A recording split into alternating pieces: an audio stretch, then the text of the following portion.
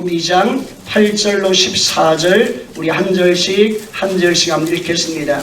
그 지역의 목자들이 밤에 밖에서 자기 양떼를 지키더니 주의 사자가 곁에 서고 주의 영광이 그를 두루비치매 크게 무서워하는지라. 천사가 이르되 무서워하지 말라. 보라, 내가 온 백성에게 미칠 큰 기쁨의 좋은 소식을 너에게 전하노라.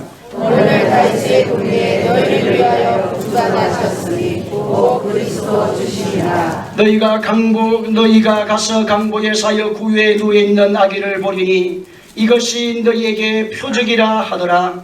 우려니 수많은 성분이 그 천사와 함께 하나님을 찬송하여 이르되. 다 같이 읽습니다. 시작. 지극히 높은 곳에서는 하나님께 영광이요 땅에서는 하나님이 기뻐하시는 사람들 중에 평안하다. 아멘. 천사가 와서 이 목자들에게 밤에 밖에서 자기의 양떼를 지키고 있을 때에 주의 영광이 그들 가운데 비치게 되어지면서 천사로부터 음성이 들려왔습니다.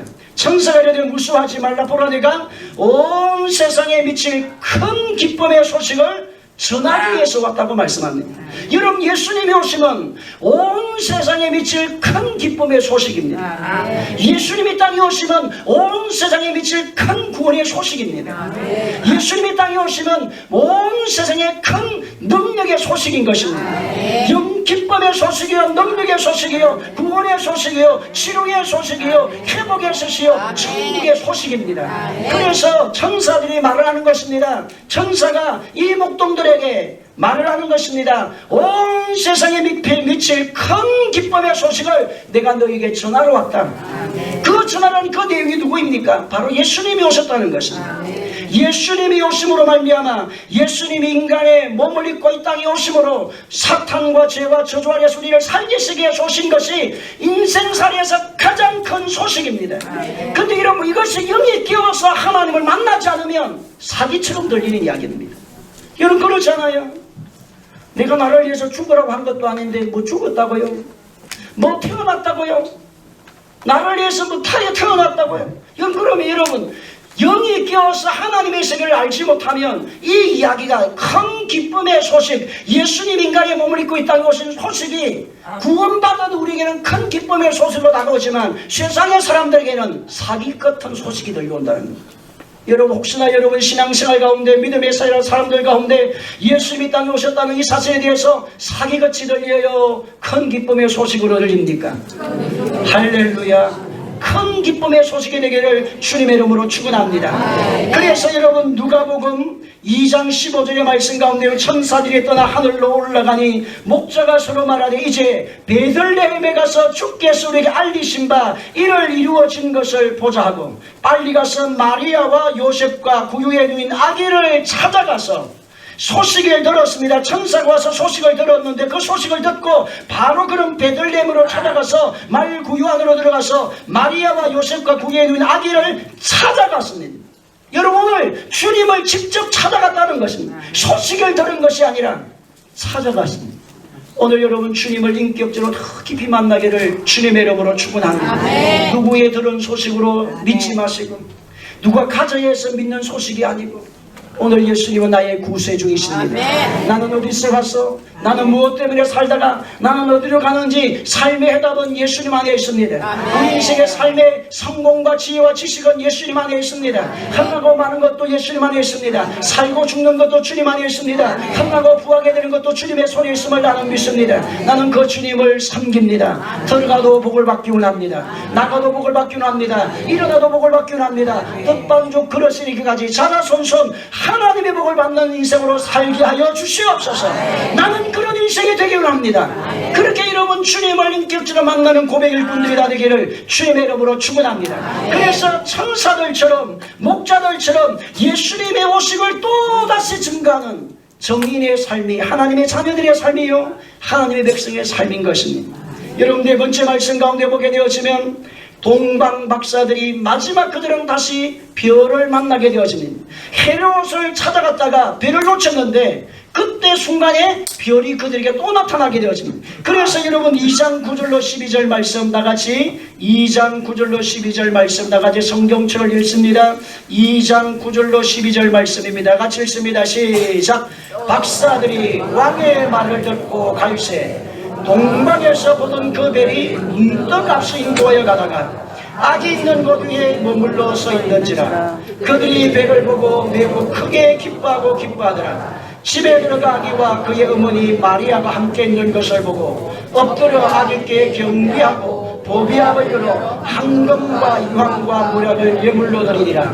그들은 꿈에 헤로데에게로 돌아가지 말라 지시함을 받아 다른 길로 거꾸로 돌아가니라. 아멘. 박사들이 헤롯 왕의 말을 듣고 베들레헴으로 찾아가기 위해서 길을 나서는데 그 순간에 그들에게 또 별이 나타나게 되었습니다. 여러분 오늘 이 동방 박사는 별을 놓쳤지만 또다시 별을 만나게 되었습니다. 여러분 이 별이 누구를 상징할까요? 성경 말씀 가운데 보게 되었으면 이 별은 소식을 전하는 인도함을 받는 상징의 모습이지만 성경 전체를 보게 되었으면 별은 예수님이시라는 사실을 말씀하고 계십니다. 여러분 민수기 24장 17절 말씀 가운데 보게 되면 내가 그를 보아도 이때를 일어나 일이 아니며 내가 그를 바라보아도 가까운 일이 아니로다. 한 별이 야곱에서 나오며 그렇게 말씀합니다. 한 별이 누구에서 나오며 야곱에게서 나오며 야곱의 혈통을 따라서 예수님이 오신다는 사실을 지금 말씀하고 계십니다.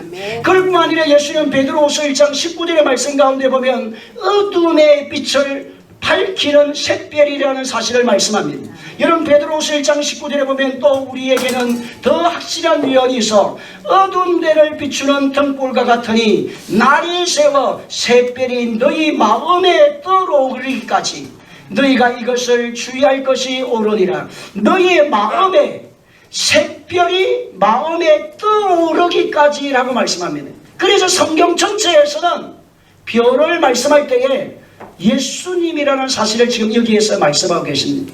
예수님이 인간의 몸을 입고 이 땅에 지금 말구유 안에 태어나 있지만 그러나 전체적인 성경의 말씀 가운데는 예수님의 인도 하나님을 만나는 그 길은 예수님을 통해서 하나님을 만나는 길은 예수님을 통해서 이루어진다는 사실에 대해서 별의 상징을 말씀하고 계십니다. 그럴 뿐만 아니라 예수님은 아침에 여는 강명의 새벽별이라고 말씀합니다. 요한계시록 22장 16절 말씀 가운데 나 예수는 교회를 위하여 내 사자를 보내어 이것들을 너희에게 증언하게 하였노라. 나는 다윗의 뿌리요 자손이니 곧 강명한 새벽별이라. 강명한 뭐라고요? 새벽별이라. 곧 그 말은 별이라는 것은 예수님을 통해서만 하나님을 만나는 길을 주러 오신 분이 예수님이라는 거예요. 아멘. 여러분 하나님을 만나는 그 길, 하나님을 구원을 통해 하나님의 백성이 되고 하나님의 자녀가 되는 그 길은 다른 길로는 갈 수가 없습니다. 주 예수님의 이름으로만 갈 수 있다는 거예요. 예수님이 길이요, 예수님이 진리요, 예수님이 생명이요, 예수님이 어둠을 밝히는 빛이시요, 예수님은 사망을 철폐시는 생명이시요, 예수님은 구원의 역사를 이루시는 분이시요, 예수님은 죄와 저주를 멸하시는 정결케 하시는 분이시요, 그 예수님의 보혈의 피가 우리의 삶을 새로 시키시고 세일을 주시는 분이 하나님이십니다. 오늘 사는 여러분 주님을 더 깊이 만나기를 주님의 이름으로 축원합니다. 인생을 살면 여러분 인생은 희노애락의 끊임없는 연속이라고 말할 수가 있습니다. 오늘은 기쁜 일이 일어나지만 또 시간이 지나면 내가 원하지 않는 고난과 고통이 찾아와요. 또 제가 이번에 신방을 하면서 그분이 그런 이야기를 했습니다. 목사님 내 인생을 정말로 살아온데 울산에 와가지고 37년 38년의 사업을 하는데 인생살이에 만장한 인생을 살았다는 겁니다. 집에 딱지까지 다 붙이고 빨간 딱지까지 와서 붙일 정도가 살았으니 얼마나 인생의 곤두박질이 많았겠습니까? 그런데 여러분 예수를 만나야만 곤두박질의 인생이 7번 넘어져도 8번 일어나게 되고 8번 넘어져도 9번 일어나게 되고 옥부기 같은 인생으로 살아갈 수 있는 능력은 예수님 안에 있다는 겁니다. 그래서 예수님 말씀합니다. 길이에요, 진리요, 생명이라는. 천국의 길입니다. 아멘. 여러분의 삶의 행복의 길입니다. 여러분의 삶의 길에 하나님의 능력의 길입니다. 지혜의 길입니다. 명철의 길입니다. 여러분, 우리나라에서 저번에 전 세계에서 가장 여러분 이 하나님의 세계를 잘 아는 저 미국에서 암치료 전문의였던 지금 목회자로 계셨는데 지금 어떤지 모르겠는데 그 목사님 박사님이 누구입니까? 박사님이 계셨는데 그 박사님이 윤정수. 예? 원종수 교수님. 이 원종수 교수님이 여러분 하나님의 사랑과 은혜를 받았을 때 지혜의 근본이 하나님이라는 사실을 얼마나 알겠습니까? 여러분 하나님 앞에 기도하고 하나님 앞에 나아갔을 때 여러분 내일 시험 칠 책장이 밤사이에 다 넘어가는 걸 가르쳐주지 않았던가요? 그래서 그분은 나중에 전 세계에서 최고의 암의 근위 치료자로 여러분 의사로 생활하시다가 마지막에는 안수를 받아서 목회까지 마지막에 하셨는데 보세요. 지혜의 근원은 하나님이십니다. 명철의 근원은 하나님이십니다. 능력의 근원은 하나님이십니다. 여러분 생사화복을 하나님이 주장함을 믿으세요. 그래서 오늘 주님은 우리에게 말씀합니다. 나는 별이다. 나는 빛이다. 나는 생명이다. 그래서 오늘 예수님만이 천국으로 인도하는 하나님의 자녀의 길을 열어놓으시는 그런 은혜를 주놓으신 분이 예수님이심을 알고 우리 모든 성도들이 저와 여러분의 모든 고난도 아픔도 슬픔도 낙심도 절망도 그 자리에 머물지 마시고 길이요 진리요 생명이 되신 주님 앞에 나아감으로 말미암아 여러분의 삶의 생활이 회복되어지는 은혜가 일어나기를 주님의 이름으로 축원합니다. 하나님 아버지 은혜와 사랑을 참으로 감사합니다.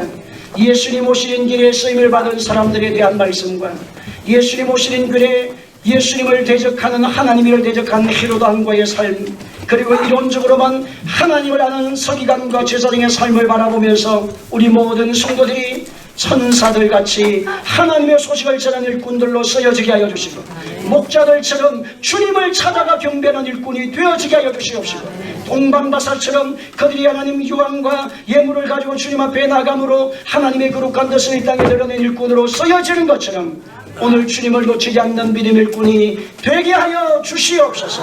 주님 붙잡고 믿음의 선한 길을 잘 달려가 하나님 앞에 복된 성도로 쓰여지게 하여 주셔서 하늘의 복이 넘쳐나게 하옵소서. 땅의 복이 넘쳐나게 하여 주셔서 주의 나라를 이루는 일꾼으로 쓰여지게 하여 주시고 하나님 나라를 인도하는 시대의 별로 쓰여지는 일꾼이 되게 하여 주시옵소서. 예수님의 이름으로 기도하옵나이다. 아멘.